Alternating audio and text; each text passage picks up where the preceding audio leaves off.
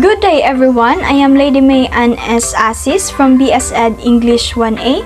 So today I'm going to make a video tutorial about solving a 3x3 Rubik's Cube. So if you never solved a Rubik's Cube before, it's possibly hard, but today I will be teaching you methods on how to solve a 3x3 Rubik's Cube. But before we proceed to that, let me first introduce to you a 3x3 Rubik's Cube, each part of a Rubik's Cube, and a Rubik's Cube lingo.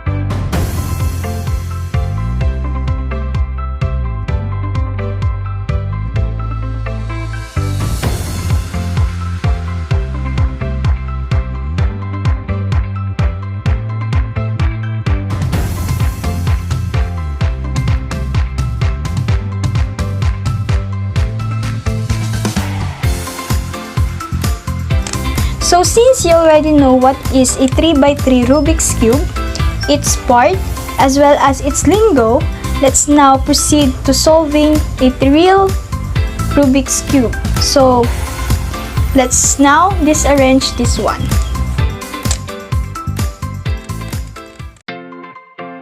Step 1 is the white cross. So the first thing we will do is we must find the white centerpiece and hold it on the top. Next, we will solve the white cross and we will make sure that we line up all the colors on the edge side on it. So here it is on how to do the white cross. Find the white piece on the bottom layer, like this one, but not this one because this one is a corner piece and we just need an edge piece.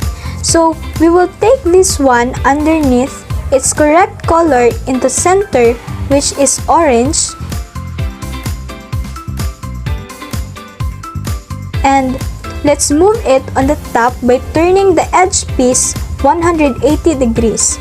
So basically, just do that until you solve the entire white cross. But I will show you what might happen, which is a little bit tricky. Like this one, the white is on the front. So let's move it until it's underneath the color green on the centerpiece. And then turn it 180 degrees until it's on the top. But we need to flip this one to make it right. Let's move it over on the right side and turn the top to the right. Move the right side up and then turn the top to the left.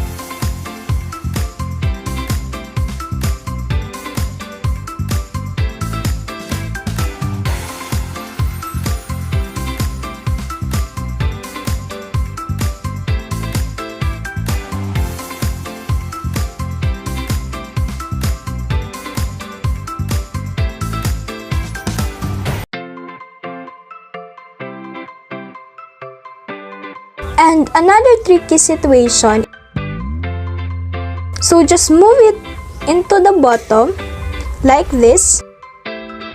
Let's move it away and bring it back the top so that we can fix this white piece, and now we can solve it as usual.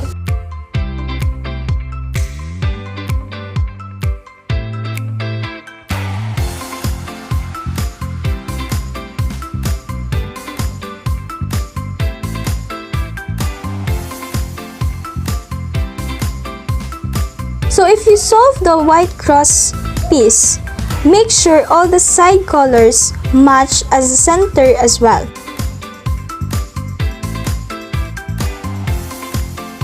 And then turn the cube upside down like that. So now, I will teach you first the two important algorithms that will help you with everything else in the cube.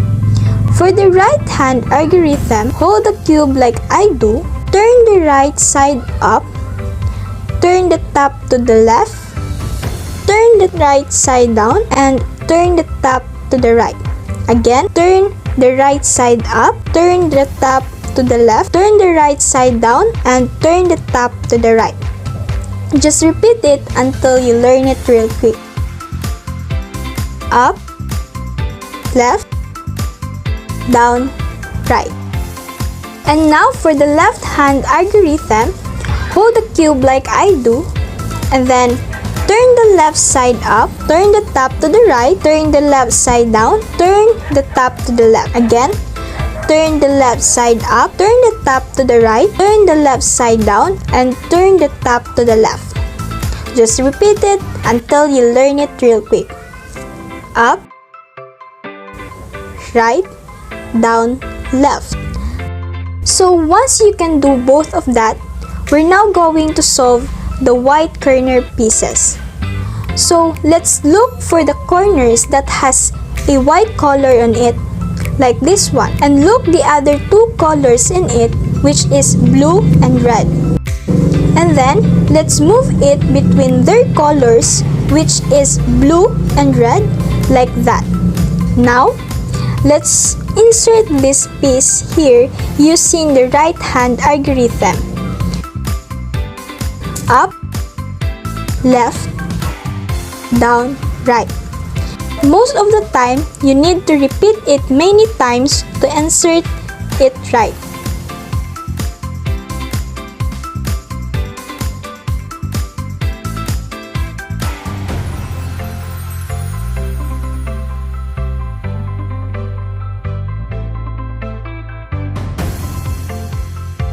So next, this one, white, blue, orange. So like what we did earlier, let's move it between their colors, which is blue and orange, and insert it using right hand algorithm. Up, left, down, right.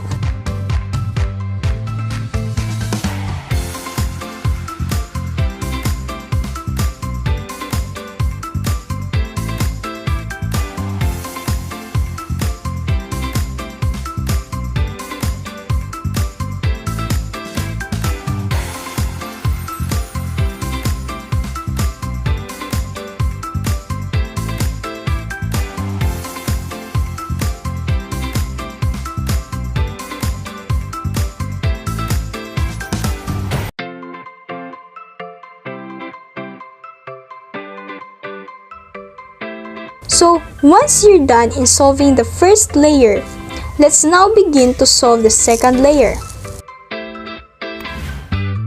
So since the top center piece here is yellow, our job is to find an edge piece that don't have yellow color in it, like this one, orange and green. So since the front color is orange, let's bring it to the orange center piece, and since its paired color is green, then let's move it away to the green color like that. So since we use our left hand to move it away, let's use first the left hand algorithm only once.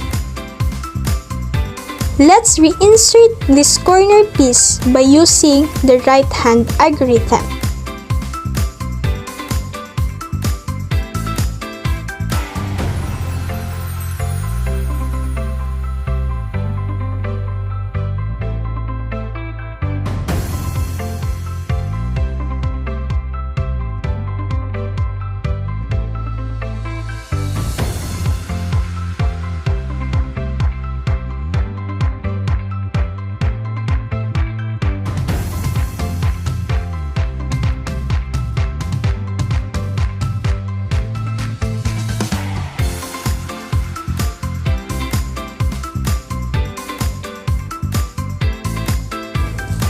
But if ever that the edge piece that you're looking is stuck on the middle side, just do the right hand algorithm once and the left hand algorithm to bring that piece on the top, and you can now solve it.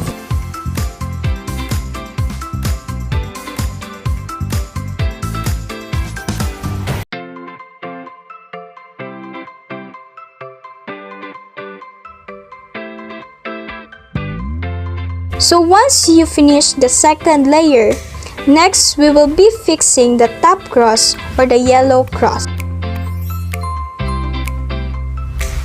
So let's match to the red centerpiece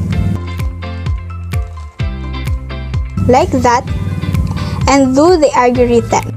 So the algorithm goes like this. Turn the front to the right like this and do the right hand algorithm. And turn the front to the left.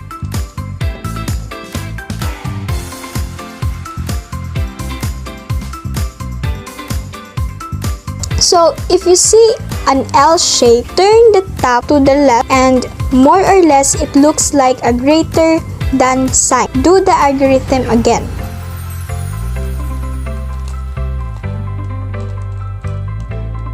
And after that, if you get a horizontal line, make sure that you hold it in horizontal line and not vertical. And repeat the algorithm again.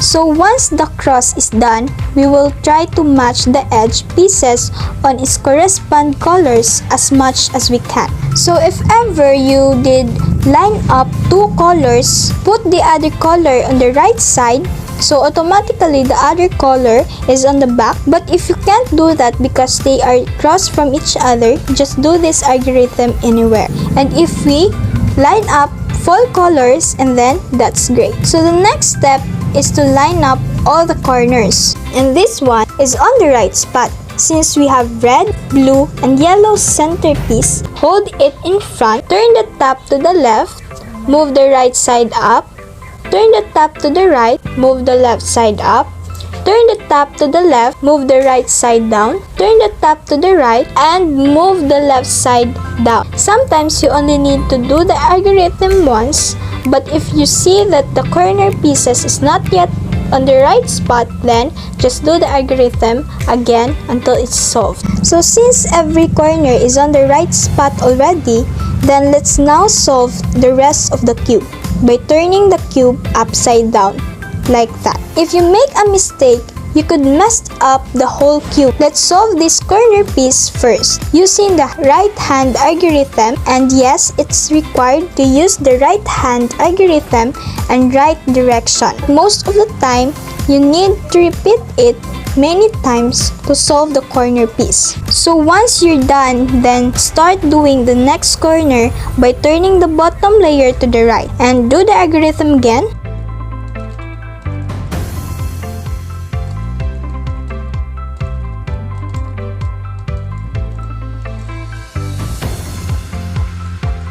And tada! It's solved.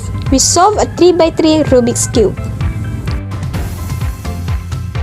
Hope you enjoy this video, and if you still don't catch up with the steps, you can really watch this video again, and I'm praying that soon you can do it on your own. God bless everyone!